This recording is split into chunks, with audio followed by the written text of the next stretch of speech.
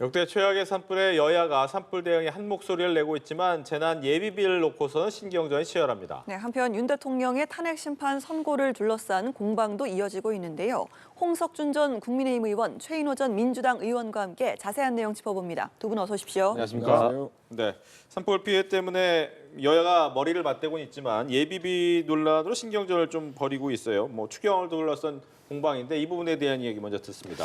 예, 일단 이건 공방이라기보다는 빨리 그 추경을 마련해야 됩니다. 그런데 추경을 마련을 할 수밖에 없는 원인이 작년 그 예산을 마련하는 과정에서 이제 헌정사상 최초로 민주당에 의해서 수정 삭감이 되었습니다. 그런 와중에 원래 정부가 제출한 예비비에서는 4조 8천억이었는데 이것을 이제 2조 6천억 깎이면서 특히 재예비비를 쓸 수 있는 게 원래 이제 2조 6천억인데 1조 6천억이었습니다. 그런데 그 중에서도 이런 산불이라든지 재 쓸 수 있는 예산은 지금 한 3, 4천억 정도 규모고 또 민주당에서는 부처별 재예산도 있다고 하지만 또 부처별 재예산도 역시 또 각각의 항목이 좀 정해져 있습니다. 그렇기 때문에 신속하게 지금 이제 추경이 확보돼야 되는 문제지 이거를 가지고 공방을 해서는 절대 안 된다. 그리고 또 민주당도 이런 어떤 삭감으로 인한 재예산 삭감으로 인한 문제점도 인식을 하고 좀 동의를 하면서 빨리 신속하게 좀 추경을 잡아야 될 것 같습니다. 민주당 얘기 듣습니다.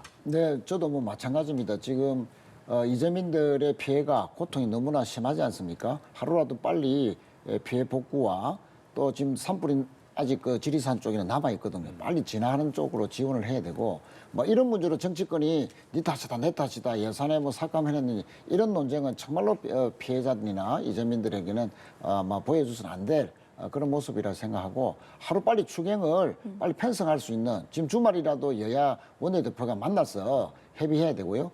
또 풀 수 있는 예산이 있습니다. 지금 산림청에도 1,000억, 행안부에도 한 4천억 정도 있고 또 각 시도가 가지고 있는 예비비도 있기 때문에 풀 수 있는 예산은 총가동해서 복구에 빨리 나서야 된다.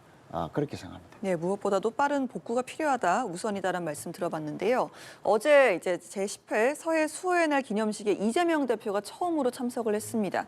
과거와는 다르게 제2연평해전이나 천안함 폭침 사건, 연평도 포격전 등을 거론하면서 이 영웅들의 헌신에 응답해야 된다 이런 메시지를 좀 냈는데요. 이 대표의 이런 우클릭 행보라고 해야겠습니까? 어떻게 들으셨는지 두 분께 듣겠습니다. 최 의원님. 예, 이재명 대표는 크게 세 가지 말을 했습니다. 북한의 기습 공격과 도발에 맞서서 서해 바다를 수호한 영웅들을 기억한다.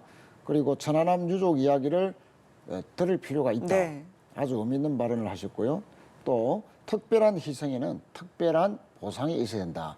이렇게 세 마디의 중요한 말을 했습니다.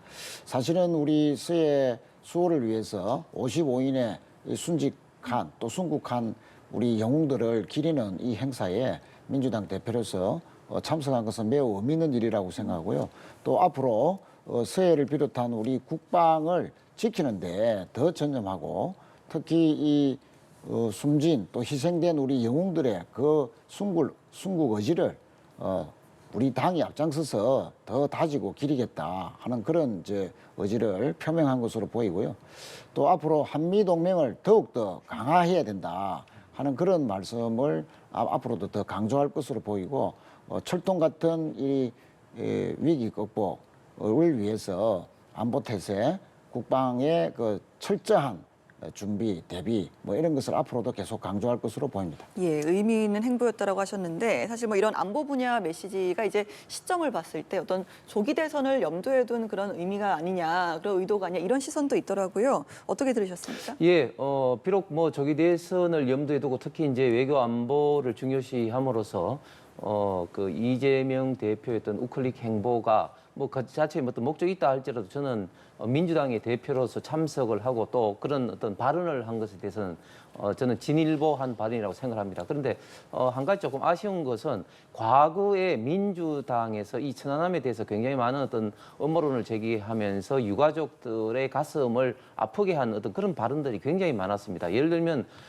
이래경 전 혁신위원장 같은 경우는 천안함 자폭설을 주장을 했고 또 민주당의 많은 의원들, 예를 들면 권칠성 의원이라든지 많은 의원들이 이런 어떤 천안함에 대해서 북한의 어떤 의례정에 의한 어떤 그런 어떤 공격이냐 하는 의구심을 표명하면서 특히 당시에 최원일 함장이 결국 부하들을 46분의 부하들을 뭐 수장시켰다. 뭐 이런 어떤 막말과 거론을 함으로써 많은 유가족들이 가슴을 아프게 하고 또 국민들의 분노를 일으켰는데 사실 민주당이 이런 어떤 행보 그리고 과거에 어떤 발언에 대해서 좀 더 그 진일보한 어떤 그런 모습을 보인다면 지금 현재 당대표로서 사과 한마디 좀 했으면 더 좋았을 텐데 하는 생각은 좀 듭니다. 네. 이재명 대표 선거법 관련해서 1심에서는 징역 1년, 집행유예 2년이었다가 2심에서는 무죄가 나왔습니다. 그러다 보니 여권 내에서는 대법원 3심에서 아예 직접 판결 내려라 이런 얘기가 좀 하더라고요. 네, 저는 조희대 대법원장 체제에서 공직선거법에 대해서 지금 법적으로 규정되어 있는 기간, 즉 633 원칙을 강하게 지키도록 계속해서 하급심에 이제 공문을 전달하고 있기 때문에 대법원에서 오히려 그런 어떤 모범을 좀 보일 필요가 있다. 그렇기 때문에 지금 현재 항소심에서 결정된 것에 대해서 파기 환송을 넘어서 파기 자판, 즉 스스로 대법원에서 항소심 결정을 파기를 하고 스스로 결정할 가능성도 굉장히 많다고 봅니다. 왜냐하면 파기 환송을 하다 보면 결국 그것이 또 그 항소심으로 돌아가고 또 그것이 또 대법원에 다시 돌아오는 그런 어떤 기간이 걸리기 때문에 대단히 시간이 걸릴 수가 있다. 그렇기 때문에 파기 자판을 해야만 한다고 생각을 하면서 특히 이번 같은 경우는 너무 1심과 항소심의 판단이 다르고 특히 항소심의 판단에 대해서 지금 공직선거법의 허위사실 공표에 해당되는 예를 들면 백현동 특혜에 대해서 이게 국토부의 어떤 협박 때문이었다 이런 어떤 발언이 허위사실임에도 불구하고 그런 어떤 발언은 단순한 어떤 의견 표명에 불과하다는 이런 어떤 내용이라든지 또 김문기 처장과의 어떤 골프 친 것에 대해서 그 이재명 대표가 골프 쳤다는 어떤 명시적인 발언을 하지 않고 사진이 어떻게 보면 좀 조작될 수도 있었다. 뭐 그런 어떤 항소심의 판단은 도저히 납득하기 어렵고 이해하기 어려운 판단인 만큼 이 부분에 대해서 대법원에서 조속히 저는 어떤 판단이 이루어져야 되고 그리고 파기 자판의 경우가 그렇게 흔한 케이스는 아닙니다만 전혀 또 없지도 않았습니다. 예를 들면 2006년도 김영선 의원 같은 경우 파기 자판한 사례도 있는 만큼 이 사안은 전 국민이 굉장히 관심과 그리고 지금 이 국가적인 여러 가지 어떤 중요한 어떤 이슈인 만큼 대법원에서 신속히 판결할 것으로 기대를 합니다. 네, 이낙연 전 총리도 이런 얘기를 썼다가 지우긴 했습니다만 민주당은 어떻게 보고 계신지? 글쎄요. 지금 뭐 1심에서 유죄였다가 항소심에서 무죄를 받고 또 대법원으로 올라갔습니다. 이런 사건에 대해서 파기 자판 한 경우는 1%도 안 되는 걸로 그렇게 알고 있고요. 국민의힘 쪽에서 정상적으로 조기 대선이 있을 경우에 이길 확률이 1%도 안 되니까 이제 1%도 안 되는 그런 파기 자판이라는 어떤 그 법률에 기대서 이렇게 대선 후보의 지위를 상실하게 하려는 좀 허황된 정치 주장을 하는 거 아니냐. 이런 그 주장까지 나오는 것에 대해서 참으로 좀 안타깝고 유감이다는 말씀을 드리지 않을 수가 없고요. 아니 정상적으로 정치를 잘했어. 이 계엄으로 인해서 얼마나 국민들이 고통받는데 이제부터라도 민생을 잘 챙기고 또 정상적인 정치 복원을 통해서 선의의 경쟁을 통해서 뭐 이길 생각은 안 하고 오로지 사법 리스크 이재명 죽이기라는 윤 대통령과 검찰에 의한 그 정적 죽이기 연장선상에서 이제 신랄 같은 지푸라기라도 잡는 심정으로 1%도 안 되는 확률에 기대서 파기 자판이라는 주장까지 나오는 것은 참 국민들로서도 이해하기 힘들 것이다. 특히 중도층에서는 자꾸 이런 허황된 주장을 하는 국민의힘, 정상적인 정치를 거부하고 자꾸 사법 리스크에만 기대는 이런 그 비정상적인 정치 주장에 대해서 더 민심들이 떠나가지 않겠는가. 그래서 지금이라도 민생을 챙기고 또 탄핵된 이후에 국정을 어떻게 수습해서 한미 FTA라든지 또 미국이 우리나라의 그 경제에 여러 가지 불리한 그런 정책들을 펼칠 것에 대한 대비를 여야 협력을 통해서 어떻게 할 것인지 이런 부분에 대해서 성과를 낳는 쪽으로 해야만이 그래도 그나마 대선에서 경쟁이라도 해볼 텐데 그런 생각을 좀 제대로 가져주기를 간절히 바랍니다. 알겠습니다. 윤 대통령 탄핵 심판 이야기로 좀 넘어가 보도록 하겠습니다. 사실상 선고가 이제 다음 달로 넘어갔는데요. 국민의힘에서는 뭐 여전히 지도부 차원에서는 장외투쟁과는 거리를 좀 두고 있습니다만 그 헌재 앞에서의 릴레이 시위는 이어가더라고요. 뭐 기각, 각하 이런 목소리를 좀 계속해서 높이고 있죠. 네, 그렇습니다.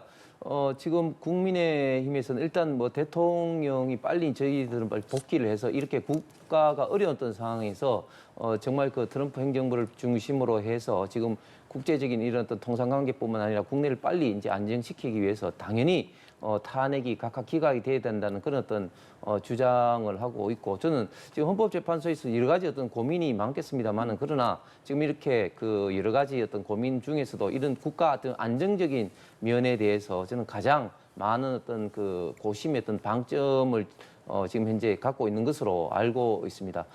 좀 전에 최 의원께서 그 말씀하셨던 민생 그런 어떤 문제에 대해서 민주당이야말로 민생을 생각하고 국가를 생각한다면 이런 식으로 탄핵 복주를 남발하면서 부처를 마비시키고 국가 기능을 어떤 마비시키는 이런 어떤 시도 책동은 저는 좀 그만 멈춰야 되는데 지금까지도 벌써 30번째 탄핵 발의를 하면서 특히 또 30일까지 그 마은혁 재판관에 대해서 임명하지 않으면은 또 방금 또 돌아온 한덕수 권한대행까지도 또다시 탄핵을 하겠다고 지금 협박을 하고 있습니다. 정말 저는 이러한 태도야말로 민주당이 조금 더 민생을 생각하지 않고 국가를 생각하지 않은 어떤 입법 내란이고 입법 구태타라고 생각을 하면서 특히 지금 국민의힘에서 이야기하고는 파기 자판이라는 이런 어떤 이야기는 지극히 정상적인 사법의 어떤 일환입니다. 그렇기 때문에 그런 어떤 일환에서 좀 더 빨리 신속하게 이재명 대표의 어떤 유무죄를 대법원에서 가려달라 이런 것은 저는 당연한 어떤 주장이지 이런 걸 가지고 저는 그렇게 뭐 비판할 그런 어떤 소지가 되는지는 좀 의심스럽고 그리고 좀 전에 최 의원께서 뭐 정상적인 대선을 하면 뭐 국민의힘이 1%도 뭐 승리 가능성이 없다고 했는데 뭐 해보지도 않고 길고 짧은 해보지도 않는데 어떻게 그런 이야기를 하십니까? 너무 또 지나친 어떤 그런 어떤 발언입니다. 알겠습니다. 민주당 이야기도 좀 해보겠습니다. 오늘 오후에 이제 광화문에서 열리는 탄핵 촉구 집회 당 지도부도 참석을 하는 것으로 알려지고 있는데 계속해서 이 파면 선고가 있어야 된다라고 헌재를 압박하고 있더라고요. 예, 지금 사실은 비상 사항으로 당 지도부나 의원들이 지금 보고 있는 것 같습니다. 어제 늦게나마 탄핵 선고가 있을 줄 알았는데 이제 주말을 넘기고 있습니다. 만약에 다음 주까지도 탄핵 선고가 있지 않으면은 4월 18일 날 두 헌법재판관의 퇴임을 앞두고 4월 18일까지 그러면 탄핵을 못하는 거 아니냐. 4월 18일을 넘기는 거 아니냐. 그런 그 위기감이 더 고조되고 있습니다. 실제 헌법재판소는 헌법재판을 하면서 윤석열 대통령의 탄핵에 대한 쟁점을 5가지로 정리를 했습니다. 다시 한번 짧게만 더 정리하면 포고령 그 헌법 위반인데 대통령 개입했냐. 개입했다고 다 밝혀졌습니다. 김용현 장관이 대통령께 보고했고 일부 삭제 지시까지 했다. 밝혀졌습니다. 또 계엄의 요건이 안 된다. 전시사변 비상사항 아니었다. 다 국민들이 인식하고 있습니다. 또 국무회의 열리지 않았고 또 의사록도 없고 부서도 없었습니다. 명백한 절차 위반입니다. 또 군이 온 국민이 보는 가운데에서 국회를 침탈했고 선관위를 침탈했습니다. 심지어 국회 지하 1층에 가서 단전을 시도했습니다. 다 CCTV에 다 나와 있습니다. 그리고 정치인 체포도 헌법재판소가 조지호 경찰청장에게 대통령이 계엄 해제 그 의기를 전후해서 6번 닥달한 것이 맞느냐, 검찰에서 진술한 것이 사실이냐라고 물었는데 사실이라고 답했습니다. 그러면 이 5가지 탄핵의 쟁점 다 충족했고 명백한 탄핵 사유가 있는데도 불구하고 지금 마지막 기일 하고 난 뒤에 최후전시로 한 달이 지나도록 탄핵 선고를 미루고 있는 것은 일부 헌법재판관이 한덕수 국무총리, 윤석열 대통령의 의도대로 4월 18일까지 두 재판관이 퇴임하는 날까지 기다려서 사실상 복귀를 노리는 거 아니냐. 4월 18일 지나고 나면 윤석열 대통령이 사실상 그 두 재판관에 임명을 해서 보수 재판관들, 윤석열 대통령 파면을 원하지 않는 재판관들로 채워서 기각 가능하려고 하는 그런 그 일종의 작전에 일부 재판관들이 동조하는 거 아니냐는 그런 의심이 지금 커지고 있는 상황이기 때문에 그래서 이 4월 18일까지는 철야 농성 등 비상 상황인데 앞으로 만약에 다음 주까지도 선고를 안 하고 18일로 간다면 국회의장께서도 그저께 마은혁 재판관에 대한 적극적인 임명 촉구를 했고 또 헌법재판소의 신속한 판결을 촉구했는데 국회가 취할 수 있는 헌법적 권능을 최대치로 발휘해서 이러한 그 윤석열 대통령의 복귀 기각을 노리는 업무에 대해서 단호하게 대처하겠다는 뭐 그런 결의들이 지금 높아지고 있는 과정이다 이렇게 말씀드리겠습니다. 반론까지 듣겠습니다. 예, 지금 민주당은 지금 그 탄핵 선고를 촉구하는 데서 지금 완전히 이제 방향을 지금 선회해서 마은혁 지금 이제 그 재판관 임명에 지금 총공세를 지금 펼치고 있습니다. 지금 탄핵 선고 일정 기일을 정하는 것은 문영배 권한 대행이 하는 겁니다. 문영배 권한 대행이 일부 헌법재판관들 뭐 이가 있다 해가지고 그거를 정하지 않을 수가 있겠습니까? 그럼에도 불구하고 지금 현재 정하지 않은 것은 문영배 권한 대행이 지금 탄핵이 이 상태로 되면 기각이 될까봐 지금 못 정하고 있다. 저희들은 그렇게 생각을 하고 있습니다. 그래서 문영배 권한 대행이 퇴임하기 전에 4월 18일 이전에는 반드시 이제 선고가 지금 돼야 되는데 그렇기 때문에 민주당에서는 그렇게 될까봐 또 지금 예비안으로 지금 국민 투표를 통해서 또 대통령을 뭐 탄핵을 한다는 등 이런 어떤 여러 가지 어떤 지금 수단을 지금 이제 강구를 하고 있는데 이런 것이야말로 저는 국가를 더욱더 혼란과 갈등을 부채질하는 것이다. 그리고 문영배 권한대행은 본인이 4월 18일 퇴임하기 전에 빨리 조속히 결정할 수 있도록 좀 선고 날짜를 잡아야 됩니다. 예, 저 알겠습니다. 한마디는 좀 더 드려야 예, 되겠습니다. 할게요. 네. 지금 그 국회에서 선출한 헌법재판관 후보가 석 달째가 지났고요. 또 헌법재판소에서 대통령이 임명해야 된다, 대행이 임명해야 된다라고 현재 한 달이 지나고 있는데도 헌법을 지키지 않는 이런 위헌 행위가 지속되는 것을 유불리를 떠나서 왜 이런 위헌 행위를 한 달 이상 지켜봐야 되는지 국민들이 납득하지 못한다. 그런 측면에서 마은혁 재판관을 즉시 임명해야 예. 된다는 것이고 만약에 이런 위헌적인 행위가 계속된다면 국회는 또한 그 비상한 그 조치를 취할 수밖에 없는 상황으로 가는 거 아니냐. 그걸 막기 위해서라도 헌법적인 그 의무를 빨리 한덕수 대행이 지켜야 된다 하는 네. 것을 거듭 촉구드립니다. 두 분 말씀 여기까지 듣겠습니다. 홍석준 전 국민의힘 의원, 최인호 전 민주당 의원 말씀 들어봤습니다. 오늘 말씀 고맙습니다.